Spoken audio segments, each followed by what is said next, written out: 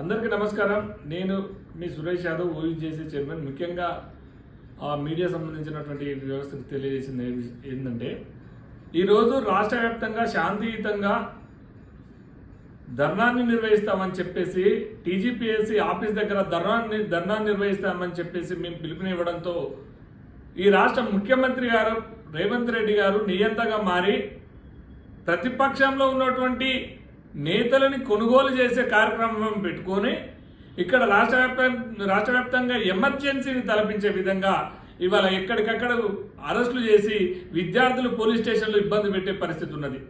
ఇవాళ TGPSC office దగ్గర రోజువారీగా కూలీలకు పోతుంటే వాళ్ళని అరెస్ట్ చేసి స్టేషన్లో పెడుతున్నారు. అదేవిధంగా అక్కడ పోతున్నటువంటి రైతులను తీసుకుపోయి స్టేషన్లో పెడుతున్నారు. ఇంత దుర్మార్గమైనటువంటి పరిస్థితి, ఇంత దుర్మార్గమైనటువంటి ఈ కాంగ్రెస్ గవర్నమెంట్ ఎందుకు వ్యవహరిస్తుందో మాకు అర్థం కావట్లేదు. ఇవాళ మీకు ఓట్లు వేసినందుకు ఆ రైతులు పోయి స్టేషన్లో ఉండాలనా? మీకు ఓట్లు వేసినందుకు ఈ విద్యార్థులు పోయి స్టేషన్లో ఉండాలనా?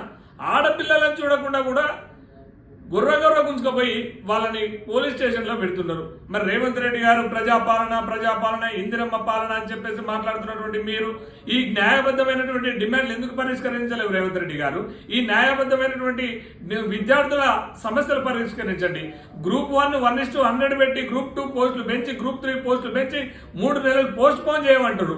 అదేవిధంగా మెగా డిఎస్సి వేసి ఈ యొక్క డిఎస్సిని 2 నెలలు పోస్ట్ పోన్ చేయమంటే అర్ధరాత్రి కండవాలు కప్పుకునే ఈ రేవంత్ రెడ్డి, అర్ధరాత్రిలో పార్టీలో జాయిన్ చేసుకునేటువంటి, నిద్రపోకుండా జాయిన్ చేసుకుంటున్నటువంటి ఈ రేవంత్ రెడ్డి మరి ఇదే అర్ధరాత్రి ఈ విద్యార్థుల గురించి ఎందుకు మాట్లాడలేవు మిస్టర్ రేవంత్ రెడ్డి గారు?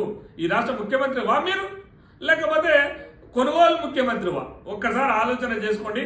తస్మత్ జాగ్రత్త నిరుద్యోగులారా, మీకు ఎట్టి పరిస్థితుల్లో ఏం జరగదు. తెలంగాణ వ్యాప్తంగా మనకు మద్దతు ఉన్నది.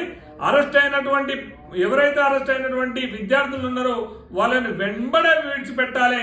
అదేవిధంగా శాంతియుతంగా ధర్నాకు మాకు అనుమతించాలి. ఇంకా కూడా విడతల వాయిగా ఓయూ నుంచి కావచ్చు రాష్ట్ర వ్యాప్తంగా ఉన్నటువంటి నిరుద్యోగులు వస్తున్నారు. ఎట్టి పరిస్థితుల్లో ఈరోజు ఊరుకునే పరిస్థితి లేదు. టీజీపీఎస్సీ ఆఫీస్ ముట్టడి చేసాం. ఆల్రెడీ మా విద్యార్థులందరూ కూడా ముట్టడి చేశారు. రేవంత్ రెడ్డికి నిరుద్యోగుల సత్తా ఏందో, ఈ రాష్ట్రంలో ఉన్నటువంటి 30 లక్షల మంది నిరుద్యోగుల సత్తా ఏందో అర్థమైంది. ఇప్పుడు కూడా ఇంకా విడుదల వాగి వచ్చి రేవంత్ రెడ్డి ఏందో నిరుద్యోగులు ఏందో చూపెట్టుకుంటాం. మిస్టర్ రేవంత్ రెడ్డి భయపడ్డావు కదా, ఇది నిరుద్యోగుల సత్తా. ఇప్పటికైనా కనువిప్పు చేసుకొని, ఇప్పటికైనా నీ వక్ర బుద్ధి మానుకొని, ఇప్పటికైనా నీ నియంత్రణ మానుకొని విద్యార్థులతో చర్చ చేసి ఈ నిరుద్యోగుల సమస్యలు పరిష్కరించాలని మేము డిమాండ్ చేస్తున్నాం. లేని ఎడల 1,00,000 మందితో నీటి ముందే ధర్నా చేస్తామని తెలియజేస్తున్నాం.